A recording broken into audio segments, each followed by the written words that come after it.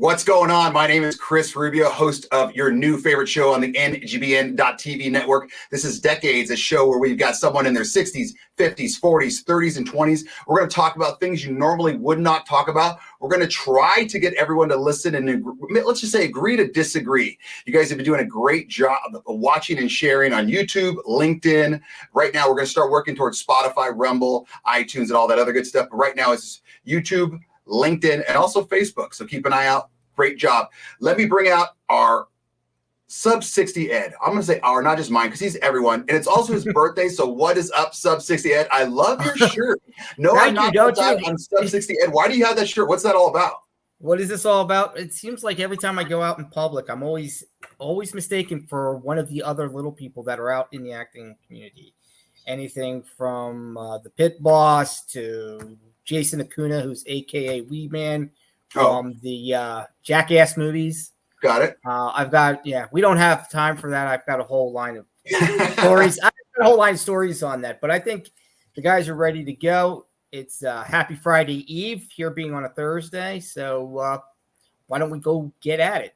All right. For our 60s, we've got Bill Geiser, entrepreneur, wearable tech guru, phenomenal swimmer that lives in Florida and survived the tornado or hurricane, whatever it was. What up, Bill Geiser? Hey, guys. Happy birthday, Ed.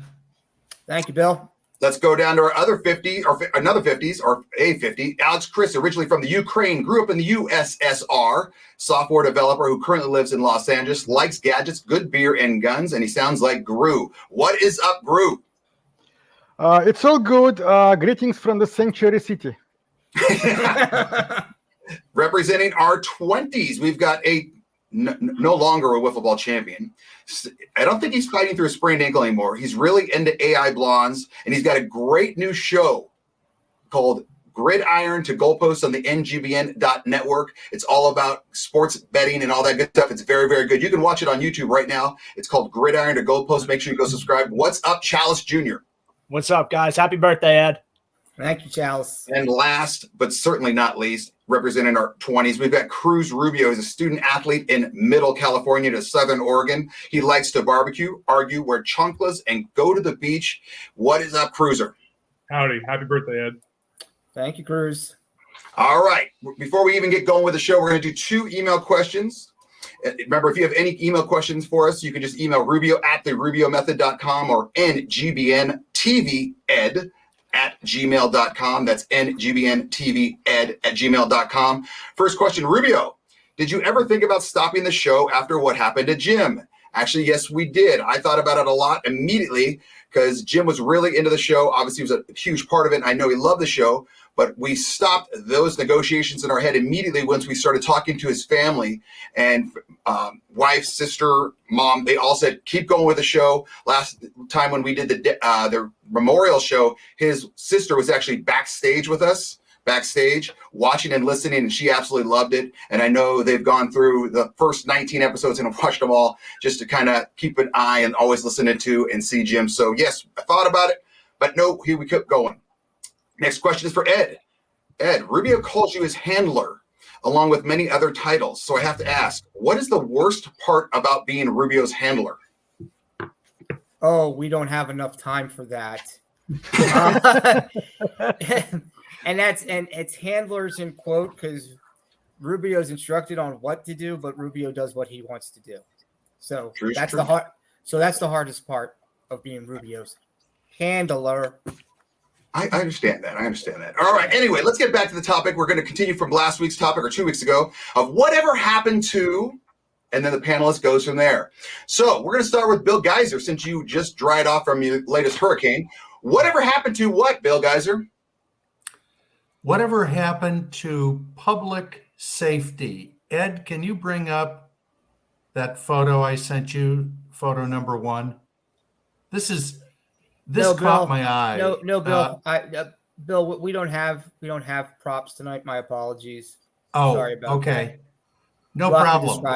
I've got it in front of me, so I'll describe it. I saw this about a week ago. This is a quote from Sheriff David Clark. He's the head sheriff for Milwaukee County. Here's what he says. calling 911 is no longer your best option. You can beg for mercy or you can fight back. Consider taking a safety course in handling a firearm so you can defend yourself until we get there. Now, I don't know about you guys, but that's pretty damn scary when I heard that. Here is the head cop in a major city in the United States basically saying, we're on our own if we get in trouble. We're on our own. How in the fuck did we get to this place? And I'll tell you what, Milwaukee isn't an edge case. Every major city in America is the same way. There's no difference. I don't care if you're talking Chicago, LA, Washington, St. Louis, Memphis, the list goes on and on and on. I think there's 4 reasons why this stuff is going on. One of them's been going on for decades. They're just in the inner cities. There's poverty, underinvestment, lack of opportunity. And let's face it, most of the people in those areas are usually Black, Hispanics, minorities. We just in the last year, this country sent $113 billion to Ukraine. And we're not giving these guys in the inner cities, who are Americans, last time I checked, a fucking nickel. And I blame, honestly, I didn't want to get too political on this, but every major urban city in America is just about Democratic run. Chicago for 100 years, Milwaukee, 60 years. They don't do anything different. They don't do anything to help these people. That's number one. So poverty, uninvestment, lack of opportunity. Number 2, anti-police rhetoric. What happens is the cops pull back. You know, I mean, the number of arrests that are being made in these inner cities today versus 3 or 4 years ago, you can't believe how few are being made. And who does that hurt? The people, the minorities in the inner city. 3, unenforced laws have folded criminals. You think about, like in San Francisco, open air drug dealing and all the property crimes. You see it on Twitter or on the news every day. People walking into stores, walking out with all this merchandise. No one stops them. It just goes on every day, and it breeds a much more aggressive criminal mindset. And then the last reason, youth aren't going to school in the inner city. I read a statistic that just floored me. 90% of the youth shooting victims in Chicago have not enrolled in school. 90%. Wow. And I'll tell you who I hold accountable there are the teacher unions. The teachers union in Chicago had the school shut down for 17 months on all that COVID bullshit.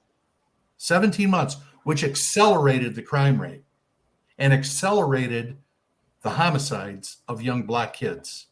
So, I mean, we got a mess on our hands. So that's my question. What happened to public safety? And if you haven't already done so, buy a gun and learn how to use it, because you may need it. Okay, so I'm going to go to you, Cruz, right off the bat. It is what Bill's describing. I mean, this is happening, like he said. He just gave us the layout. It's happening all over. Is there a fix, or do we just let this town burn to the ground and try to bring it back like a phoenix rising from the ashes? Yeah, I mean, I don't really think there is a fix at this point. I think you see a lot of these cities, and I think as time moves on, more and more of these cities are getting overrun. I'm starting to see clips of my home county of Orange County, California, where pretty nice area. You know, I've always felt very safe there. Starting to see clips more and more of malls and outlets being robbed every day. You know, kids being held at gunshot over a pair of sneakers and a hat. I think at some point someone has to put their foot down in some scenario. But for many of these cities, I just don't think that there's any more help. I think that you take Chicago, for example, which I know we use on this show a lot. However, it's one of those situations where you had the old mayor that was awful, and then you tell them, okay, well, we'll get rid of this mayor and we'll hire a new one. But then they choose to hire a mayor that's seemingly even worse than the previous one. Yeah. There's no situation in which they can help themselves at this point. And it seems like almost they don't want the help. It seems like a lot of these communities are okay with being like this. And I think that people are starting to wake up more and more. I think you're seeing the older populations starting to get fed up a little bit with it, with kids, I would say in my age range, starting to act like dumbasses a little bit. But I think at some point there might be where enough is enough, but I just don't see it happening right now. Okay, Bill, you had your hand up, and then I'm going to go to you, Gru, then Charles. I understand what Cruz is saying, and I don't disagree, but I'm an optimist by nature, and I believe we can turn this around. But I think it's going to take a very special kind of leader. Like, I don't know why someone hasn't, run for mayor in Chicago and said, I'm running to accomplish one major goal. I'm going to cut the homicide rate in this city by 50% by the end of my first term. And here's how I'm going to do it. Yeah. I'm going to declare thermonuclear war on the gangs. Number one, I'm going to turn the cops loose on those guys. We're going to start enforcing the laws, and we're going to save the lives. And I'm going to squeeze the nuts of Joe Biden and the Washington leadership and say, claw back some of that fucking money you gave to the Ukraine and invest it in the inner city of Chicago. Let's take care of our citizens, and let's start creating opportunity for these guys, improve their schools, jobs, fund businesses. I mean, there is a way to turn this around. It ain't going to be easy. It's not going to happen overnight. But somebody's got to start that mode, and I think it can be done. I really do. I just don't think we have the will to do it because there's no money in it. Well, and I think it's going to be hard. It's going to be a lot harder now that so many of the good cops left. Yeah. So many cops left the inner city, the New Yorks, either for the vax mandates, or they just said, I'm out of here. You're not letting me do anything. And everyone here hates me regardless. So why would I even be here? So Chicago's losing cops, hand over fist. And so now they're replacing them with these people that aren't as good. They don't know what they're doing yet. They're just, wet behind the ears. And you're telling them, okay, we're going to go ransack this whole entire area to kind of clean it up. They're rookies. They don't know what the hell they're doing. So unless you bring in the National Guard, it's going to be like a lost cause. But I 100% agree with you, Bill. Someone needs to come in and almost like a dictator. At this point, we've tried the fluffy way. It's just not working. So we almost have to go Venezuelan jail. We need the political will all the way, and we need money, and we have to have patience and just keep working towards it. But I do believe we can. Gru, you had your hand up?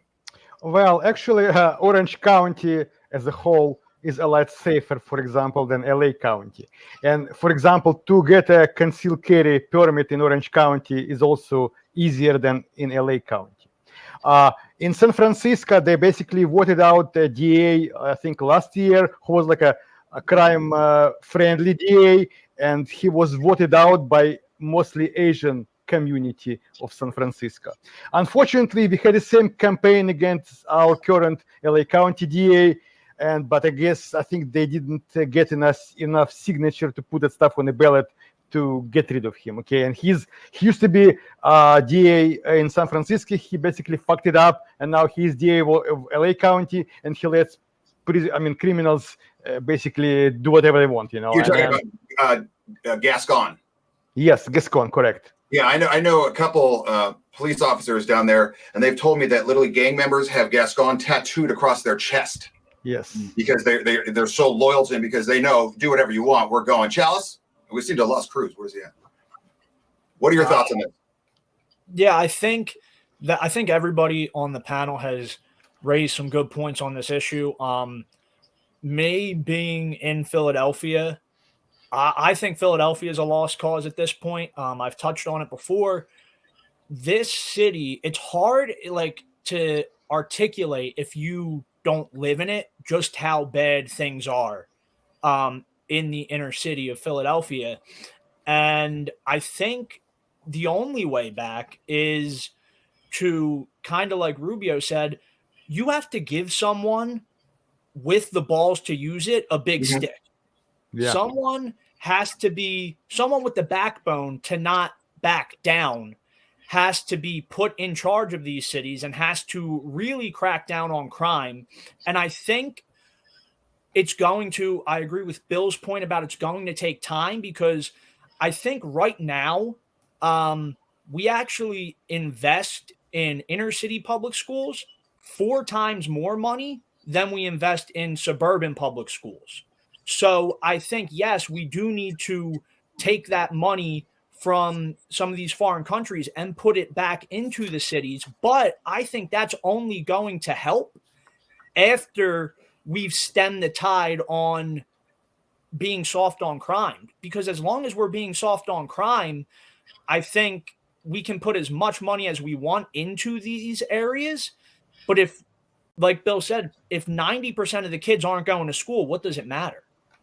I think we need to crack down on crime, and that could take 10, 15 years. And then you will start to see the tides turn when it starts to click. Oh shit, if I do this, I'm going to be in jail for a very long time. Then you'll see crime stop. And then I think we can focus on, building back up. And like I always say, I think if you really, we keep digging down to the root of this, you got to look at the family unit here. Because if these kids aren't at school, okay, they're obviously not at home and no one's monitoring them. We've got to rebuild, obviously, the school system. Department of Education needs a little bit of work here. We've got to rebuild the criminal element here. We've got to build up the cops and all that. But we got to build up the home, too, because if you have 2 out of the 3 branches, you've got cops, you've got teachers, and you've got family, and the family's not holding it together back home, you're never going to have a fix on this. It's just going to be, because no one's watching the kids, they're going to do whatever they want. And what I'm going to do right now is I'm going to take us to commercial, because Ed is yelling at me. Take us to commercial, Ed.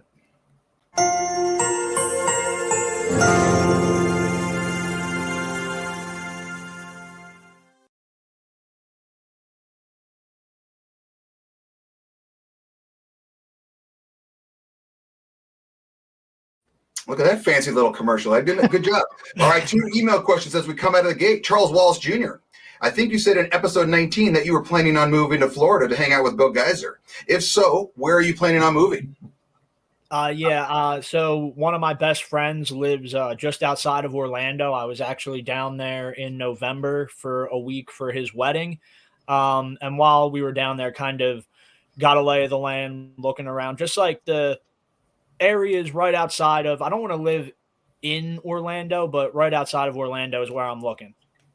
Bill, is that a good area for him? Very good. Fantastic. Next question is for Bill. Bill, being one of the older panelists and a tech guy, what do you think is the biggest technological breakthrough in your lifetime? Wow. That's a good question.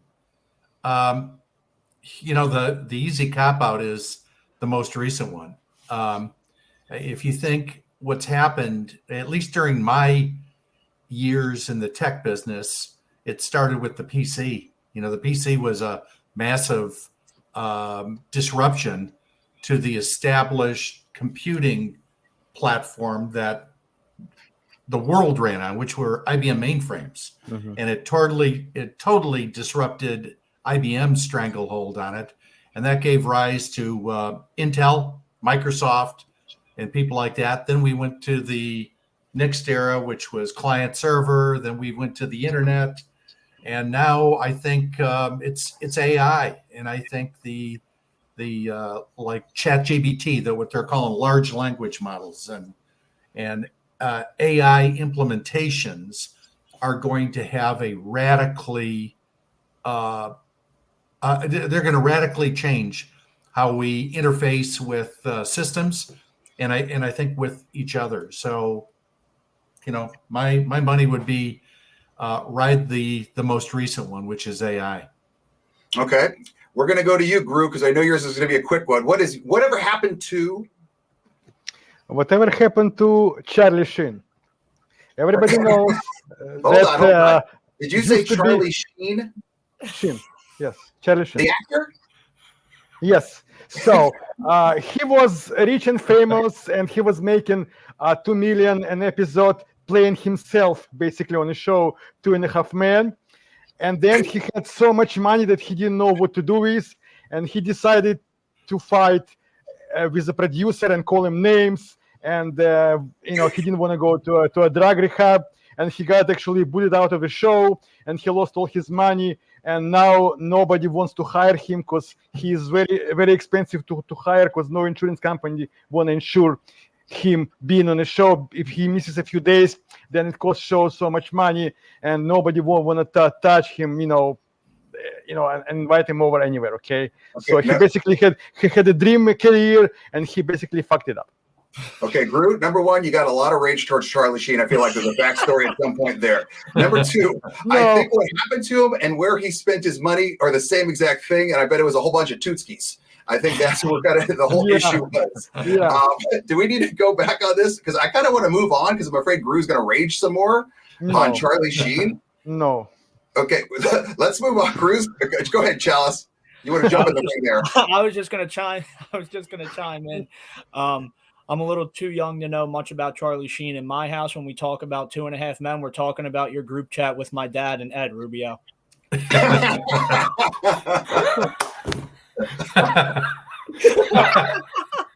I'm sorry. Sorry, young man. All right. I'm gonna get kicked off. Yeah. That was too good. Oh, yeah, that was really too good. The Oh, where'd he go? Groot is still pissed. Groot's still not even watching. No. Groot's still upset about Charlie Sheen. And got rid of him. We're going to have to dig deep into this one. All right, let's go. Cruz, do you have whatever happened to for you? Yeah, I was going to say whatever happened to nationalism. I think that's a hot topic. I think, especially with kids my age, I think there's a certain level of nationalism that used to be shown amongst everybody. People used to chant USA whenever they could. There was a certain level of respect that happened within America. And I think, I wouldn't even say within the past 4 years, but I think within the past 8 years, especially, there's been a certain decline. I would say not only amongst people mine and Charles' age, but amongst many more people. People often say, well, America's the worst, America's this, America's that, but refuse to leave, for example, and will reap the benefits of a protective nation that is America, So that's my question, is whatever happened to nationalism. Chalice, you seem to be nodding a lot. What's your thoughts on this? Yeah, I agree with everything Cruz said. I think that what happened to it, in my opinion, is that we have I don't want to say we have too much safety in this country, but people are always trying to, as humans, we're kind of drawn to drama, right? So when there isn't much drama, when you don't have many problems, you're going to make some on your own. And I think that that's a big thing you see, especially with mine and Cruz's generation, where we've grown up with all these technological advancements. We can't think back to a time before we had access to everything. So especially with our generation, there isn't much to complain about if you're someone our age living in America and you're healthy, right? So without much to complain about, people are going to make problems and they're going to complain, oh, well, this is hard, that's hard, oh, America sucks. When in reality, I mean, in terms of comfort, you're not going to find, you'd be hard pressed to find a country that you're going to be more comfortable and better off just by default. Yeah, Bill and Gru, you remember right after 9/11, I don't think there was a more patriotic time besides way back when. There was people waving flags everywhere, selling flags instead of oranges on the start of freeways. Literally nonstop. Yes. We're having like America Nights. It was after one of the biggest tragedies in American history.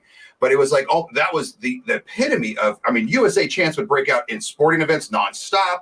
You could be at a freeway on-ramp or off-ramp, people start honking, and it was, USA, USA. So, Bill, being the oldest on this panel, where do you think, because Cruz and Chalice, they don't know, they've kind of always known this era. When did it go from USA, USA to just roll? Like now it's almost, like Cruz said, almost pissed off to be in America, which is kind of disgusting. I hate to say this, but I think Trump, in a way, has played a role in this. Not because of him, but the way people react to him. He is like they used to say about Steve Jobs, the Steve Jobs reality distortion field. He just had this thing that when he'd say stuff, people went kind of wonky. But Trump's got that same kind of thing. And ever since Trump came on the political scene, we've lost our ability to have conversations with one another. There's not a focus on getting to the truth. It's winning. Who's going to win the argument? And we've stopped listening. Everyone's just, trying to get their point across. There is no budging on either side. And for whatever reason, this, in my view, coincides with the emergence of Donald Trump. Personally, I liked Trump when he first came on because I thought he was neither a Democrat or a Republican. Really. I mean, I used to joke that he pissed off everybody, and that was his superpower, was he was going to, because let's face it, the Republican Party's got a lot of bullshit to it. The Democrats got a lot of bullshit to it. And he had one guy that sort of looked to me like trying to clean the mess up. And it totally split us apart. It just seemed to, maybe it's a coincidence, but I don't think it is. 2016, we've had a massive split in this country, and it only seems to get worse. Well, yeah, and how many people do you know? I just talked to someone this morning, actually, where they were talking about the 2024 election, and they just said anyone but Trump. And then I said, okay, what don't you like about Trump? He's Trump. Okay, good answer. Gru, last one on this topic, and then yes, Sub 68 will take a commercial. Okay, I think the vision of this country actually started in 2000 when Gore versus Al Bush. I mean, the Bush election was going on, and the country got divided, and that whole thing. And then the whole nationalism, decline, it did start, in my opinion, under Obama. Because he was basically running around the world saying, oh, we are sorry for this, we are sorry for that, although it was not U.S. fault in many occasions. He was apologizing to Japanese and to Saudi Arabians and to Alaskans and to everybody else, and basically said, hey, our country is no good, I mean, we're at fault for this and that and so forth. And people believed him, So I think that's my opinion. I like that. I remember thinking that a lot, and it brought me to a line from Wedding Crashers when he says, I'm sorry, I'm not sorry. Yeah. And I feel like we should have said that line a lot more. On that note, Sub 68, take us to commercial, my man. Hello, my name's Ian Hill. And when I'm not training to be the oldest man to play NCAA Division I college football, I'm the CEO of NGBN TV. Our mission's pretty simple. Educate, equip, entertain, support, and inspire men in their 40s, 50s, and 60s. It's a one-stop shop for all that a man in his middle ages needs to be his best. So once you come and join us, come and be a part of NGBN TV. Now back to our show. Welcome back to Decades on the NGBN.TV network. Keep sharing and liking and subscribing on YouTube, LinkedIn, and Facebook. We've got 2 more email questions. Alex, we know you don't like living in Los Angeles, but if you had to choose one good thing about it, what is it? I would say the weather. I mean, LA and Southern California, I would say the weather is the main driver for me, like in LA. And also everything is kind of, at least where I live in Westwood, all the things that I need are close by. I can actually walk to things. I don't need to drive. Go Bruins. So. And last question, Cruz. Is it hard to live in California seeing that you appear to lean more right? I would say yes, sometimes. Like I said earlier, I live from Orange County, so that's kind of more right-leaning in general. But I would say more than anything else, going to college in California can be rough. I deal with a lot of students that are very left-leaning, considering that I'm a political science major. So that can be definitely a pain in the ass at times. Yeah. Okay, I got it. All right. So whatever happened to, it's my turn. And mind you, this is going to become a little bit jaded due to the fact of where I live. Remember, where I live in Northern Idaho, it's almost like the Wild Wild West. So whatever happened to common sense in medicine? And I'm going to talk about basically through the Rona. So here's just, let's go 7 bullet points that I put down, or 6.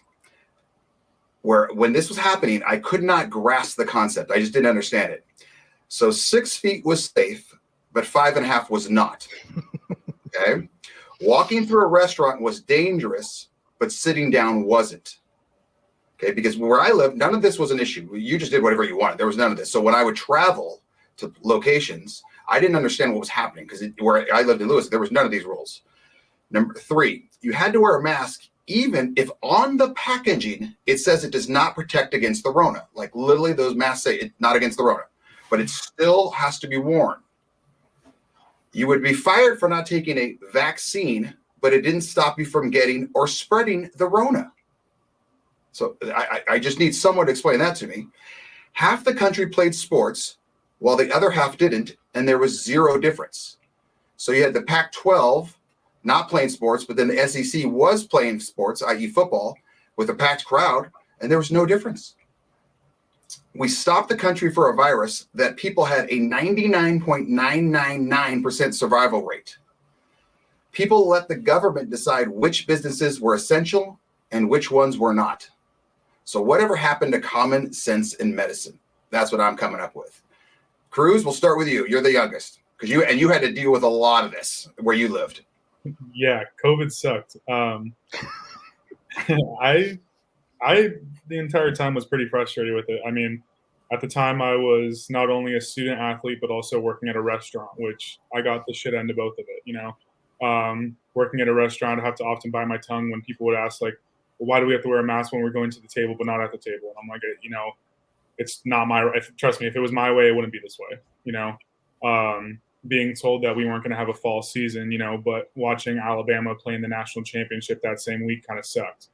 There was tons of situations that didn't make any sense. I mean, at the time we were seeing videos and clips of teams in the South, like you were saying, being able to lift inside their gym, being able to run indoors, get their treatment, whatever they needed. Mind you, we had to go lift it out in whatever grass field or concrete slab we could find where the school wasn't watching us.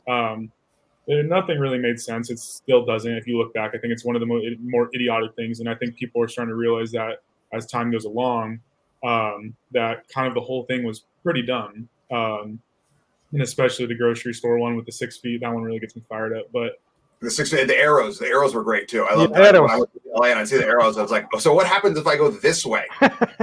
Is the world going to end? Like, I don't understand. Yeah. Drew, what are your thoughts on this? Control. Okay, go ahead, Cruz. What? I was just saying, I think more so than anything else, it was just a little bit about controlling, see how much the government could get away with and how much, you know, they could say and do, and we would just follow and comply. I think it was more than a little bit about control. Drew, what was you going to say?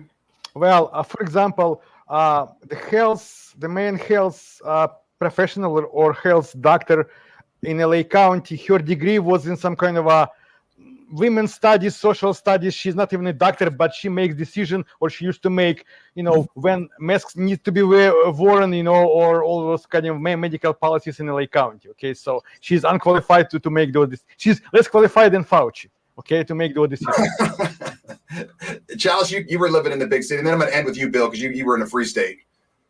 Yeah. So I dealt with a lot of stuff.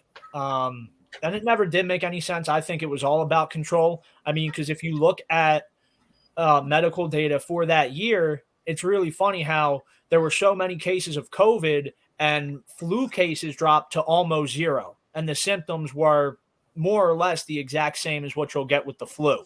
So I've always found that a little bit funny that there was almost no flu that year. And if you bring that up and say, well, why wasn't there any flu in 2020? Well, because we were all at home and we were social distancing. Okay, there's still COVID. So that never made any sense to me. It's just it's a big coincidence.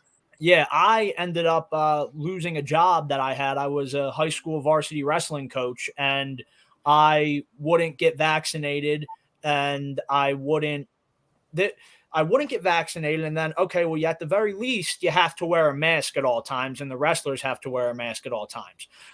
It's a very close proximity sport, and we all know that the masks don't work. So it's no more than political theater, and I'm not going to I decided I wasn't going to participate in that. I wasn't going to be someone who enforced for kids doing a sport, oh, you have to wear a mask, because it doesn't work anyway.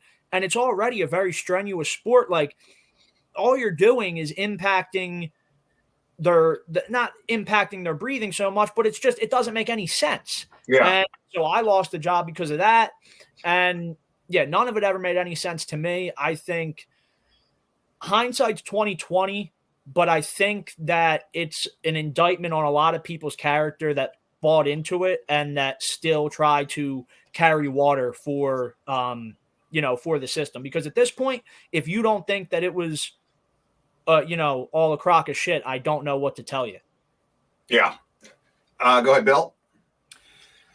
I do agree that the motivation had something to do with control, but my belief is it had a lot more to do with money. And I don't think the story of where the money went and who benefited from it has come out, but it will. Truth has a way of coming out. It might be decades from now, but I promise you, the reason this thing happened is because there were some assholes that got very, very wealthy at our expense, at the loss of freedom, a lot of lives, all that bullshit about not taking ivermectin and the other therapeutics, which were known to have worked, cost a lot of lives. That's number one. Number two, I knew it was a scam early on. Do you remember during the protests where it came out, we all had to be socially distant, but the National Health, NHC and the WHO and all that bullshit, CDC came out and said, but your right to protest is also a medical priority. So it's okay. Yeah, you don't have to socially distance if that you're was protesting. Where it was, come on. That was man. when it was like, okay, this is total bullshit. And then you had Newsom at the French Laundry, and you had Lori Lightfoot. Sorry for the Freudian slip there. Yeah. And Nancy Pelosi getting their hair done, not wearing masks.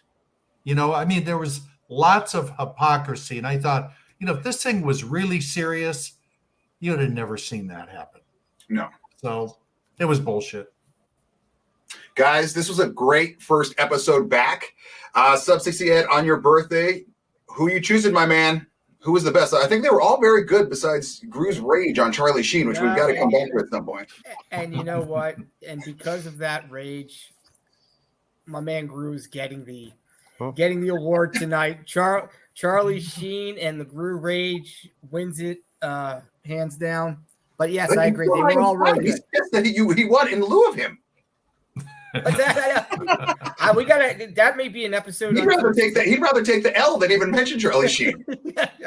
I thought Charles Wallace deserved it for telling what might be the funniest joke yet on Decade. That was a good one. The 2.5 Men. Yeah. Sub 60 Ed did not smile. No, that wasn't funny. All right, guys. All right, guys. And make sure, everyone, that you're watching, try to have some conversation with people you normally would not have a conversation. Try to spread this around the great country of America or wherever you're watching. Cheers. Cheers. Cheers.